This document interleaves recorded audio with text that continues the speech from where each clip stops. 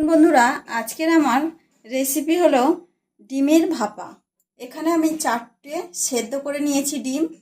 আর এখানে আমার লাগছে কাজু, 6-7টা কাজু, চালমগজ, 1 চামচ সর্ষে, 2টো ছোট মিডিয়াম সাইজের পেঁয়াজ, এখানে নিয়েছি 1/2 ইঞ্চি আদা, 5টা রসুন আর 4টে কাঁচা লঙ্কা। এখন আমি সব কিছু পেস্ট করে নেব। দেখুন আমি কিভাবে করছি।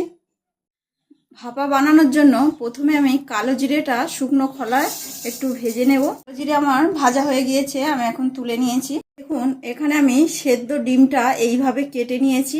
এখন আমি ভেজে নেব। কড়ায় তেল দিয়েছি, একটু লবণ দিয়ে দিচ্ছি আর হলুদ গুঁড়ো দিয়ে ডিমটা আমি তেলের মধ্যে দিয়েছি, হালকা আঁচে ভেজে নেব। ডিম আমার ভাজা হয়ে গিয়েছে, এখন আমি তুলে নিচ্ছি। ডিম ভাজা তেলেই আদা, রসুন, পেঁয়াজ, কাঁচা লঙ্কার পেস্টটা আমি ভেজে নেব।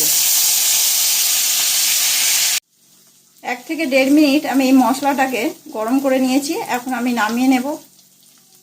দেখুন এখানে মশলাটা আমি টিফিন কৌটোর মধ্যে ঢেলে নিয়েছি। এখন দিয়ে দিচ্ছি চালমগজ, কাজু আর সর্ষের পেস্ট, দিয়ে দিচ্ছি টক দই, কালো জিরে,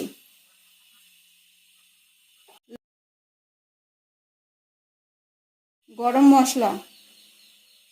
আমার সব কিছুই দেওয়া হয়ে গিয়েছে। এখন আমি ভালো করে মিশিয়ে নেব। অল্প পরিমাণে বাটার দিয়ে দিচ্ছি, ডিমগুলো দিয়ে দিচ্ছি,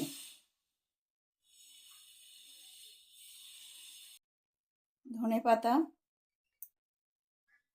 2টো কাঁচা লঙ্কা আর ওপর থেকে দিয়ে দিচ্ছি সর্ষের তেল। টিফিন কৌটোটা ঢাকনা দিয়ে আমি বসিয়ে দিচ্ছি। কড়াই আমি জল দিয়েছি, দিয়েই বসিয়ে দিলাম। দিয়ে আমি এখন ঢাকা দিয়ে দিচ্ছি। 10 থেকে 15 মিনিটের জন্য আমি ভাপ তুলে নেব। দেখুন বন্ধুরা, ভাপ আমার হয়ে গিয়েছে। আমি এখন খুলছি। দেখুন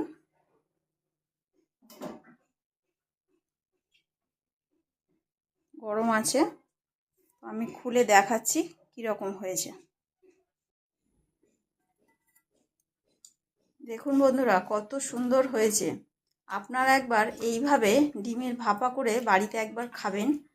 আর রিঙ্কু রান্নাঘর চ্যানেলটিকে একটা পাশে থেকে সাবস্ক্রাইব করবেন।